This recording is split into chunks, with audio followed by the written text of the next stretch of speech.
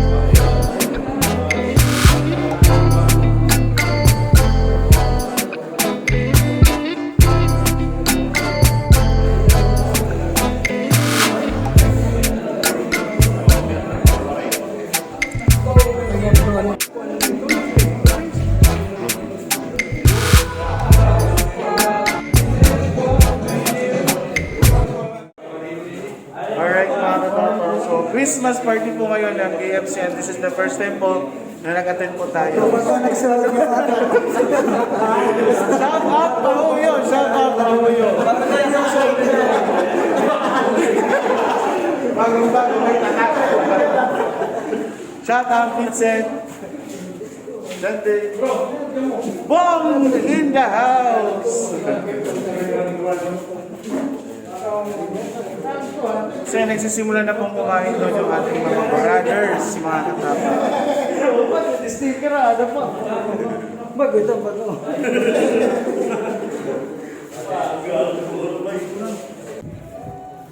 So yan na nga mga katapa, dahil busog na po silang lahat. So nandito na kasi sila sa labas. Kadaw katapa.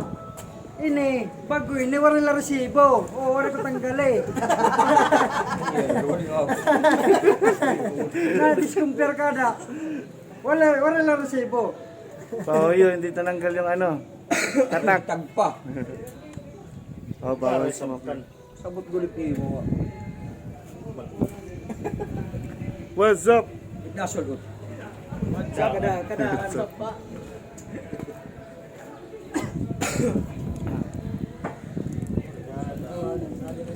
Ayan mga katapa, so these are the members of the Knights of Columbus dito po sa Dagami Leyte and I am very happy na isa na ako sa mga miyembro ng Knights of Columbus. So marami po yung mga ginagawa bilang isang member ng isang Knights of Columbus. Of course, we are more into religious activity and then sometimes, we also involved in community. Ayan, sa community and religious. O, tatanungin natin ngayon yung mga miyembro kung ano ba yung mga ginagawa. Bilang new member, syempre hindi ko pa alam yung mga activities na ginagawa ng iba. Ito si Vincent kasi 4 years na sa Knights of Columbus. So alam niya yung mga activities na ginagawa dito. Aside from na kumakain sila, ano ba yung ginagawa? Okay. Oo. Umpisa, nagsisimba. Oo. Oo. Nagsisimba, tapos kakain. Pagkatapos Tapos na kumain. kumain, oh. Dito lang. Brother, tinatanong ko sila yung mga activities na ginagawa dito sa Knights of Columbus. Ano ba yung mga activities usual na ginagawa? Sa ngayong ano? Yung Pasko? Hindi, yung mga activities na ginagawa sa Sa ngayon wala pa tayong ano bago. Waray pa bago yan ang kuan next year. community, may mga community service ano. Bangin next year na. O anya na baga didilaan ng activity yan kanan kuwanan kanan Kaya teriyahan. di rin pa man pwede mag-involve ba ibang akuan kay pandemic man. So, Sa nagsisimba, umpisa. ay ito si Ace dito. Sasamba. Ano pa yung ibang ginagawa dito sa Knights of Columbus? Ano? Tapos ito ko, Aside from going to church, ano pa yung iba? inuman. Ayaw na. Makakakita nito ng viewers. Agi na, konsihal! Imanat para inom. Chat kay Papa nga makita ini. Ay, dito. Maguri ng video nga ito nga may music, mga copyright. Patayin mo muna. Pakisabi. Good afternoon, everyone. I am Marshal Squito from Monsignor Emiliano Sudario, Council number 7182, the Knights of Columbus, Dagami Leyte. I am the lecturer of the exemplification for the first degree, and we invite everyone to join this organization. This organization is not just a local organization. This is a worldwide or international organization wherein everyone who reached the age of 18 and is a practicing Catholic is qualified to become a member of this international organization. This is a fraternal organization wherein brotherhood is being expected of everyone. The Knights of Columbus is a Catholic family, fraternal, and service organization. The objectives, some objectives of this is to support the church, to enhance our faith, and promote brotherhood, and to help those who are in need through our insurance program. We have also outreach program to help those who are in need, specifically financial support and material support. And one of the cardinal principles of this organization is charity.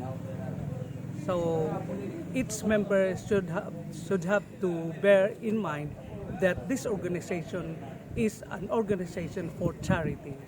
And then unity. We should be one in our endeavor towards organization, success of this organization, and then fraternity. We have fraternal brotherhood, a brother to a brother, a knight to a knight, a gentleman to a gentleman, a Catholic gentleman, I mean, to a Catholic gentleman. Then we have patriotism, love of God and love of country.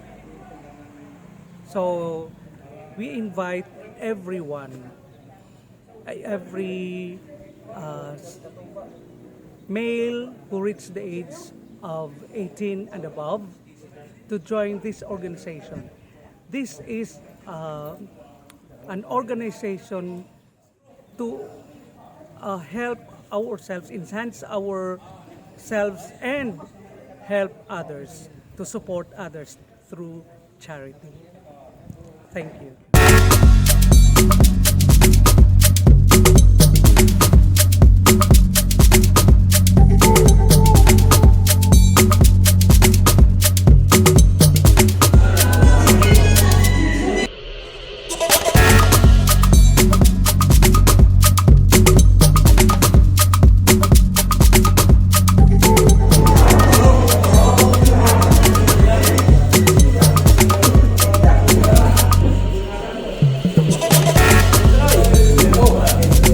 Huli ka!